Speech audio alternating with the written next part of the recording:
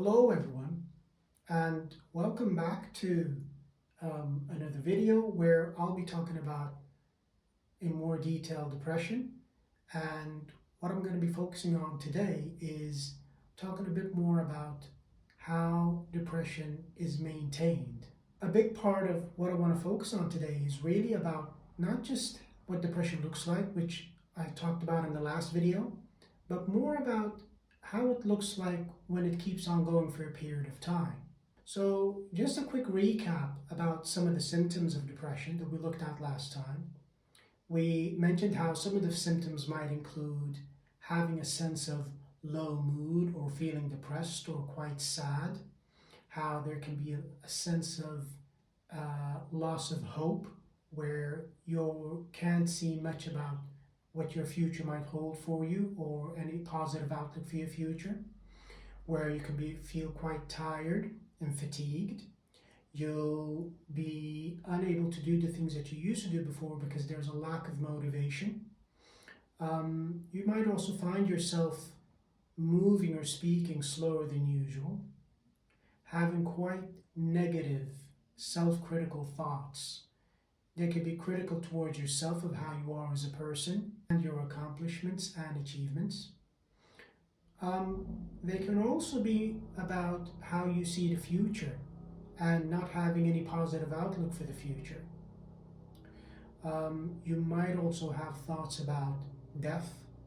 Sometimes it can be quite extreme about not wanting to live, but also it could be about just finding an escape from the place of where you are. So we talked about how those symptoms can be present for someone who's had depression and that they need to be present for about 2 weeks or longer for it to be considered depression in a clinical understanding. What I want to look at today is looking at a model which we use, which is the 5-area model. And this is where we try and separate out the different factors from the symptoms. So we look at things like the situation that you're facing, as well as the thoughts or the beliefs that you might be holding, the emotions that those thoughts and beliefs evoke, and also what your behaviors are, both in terms of what you do, which is different to what you usually might do, but also the things that you might have stopped doing as well.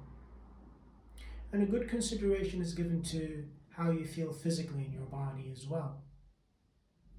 So you'll notice here that you could be having thoughts looking negatively at yourself, where you're saying to yourself, I'm no good, I'm worthless, there's no point, I can't get things done. And those thoughts will circulate there.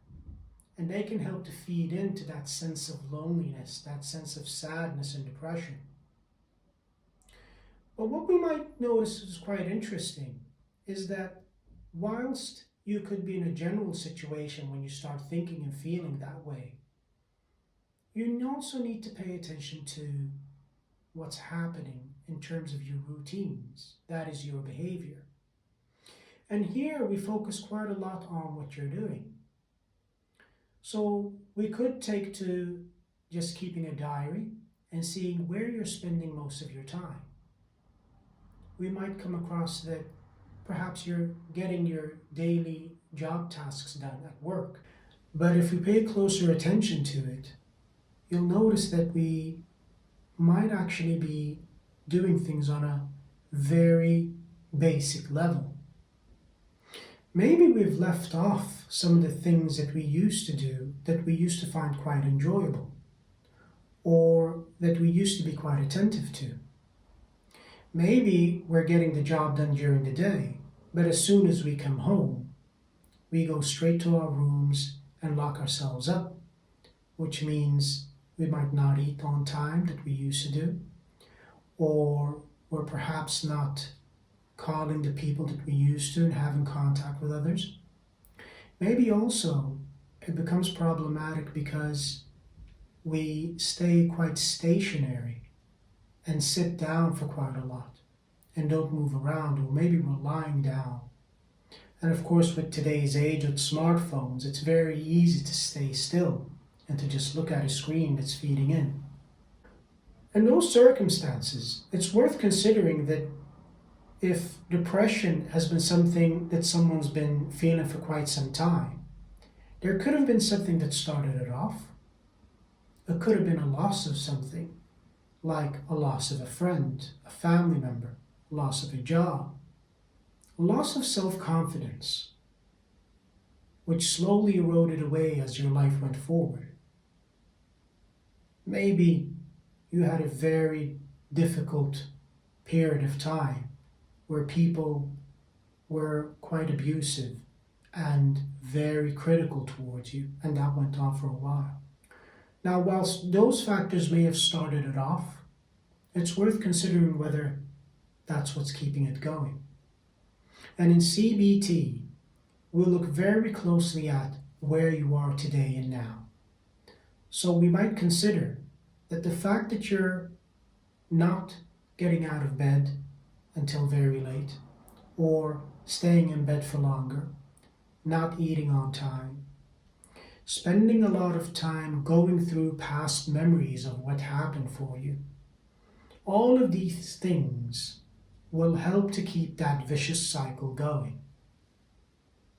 And so the idea is to see not what started the depression off, but actually what's been keeping it going.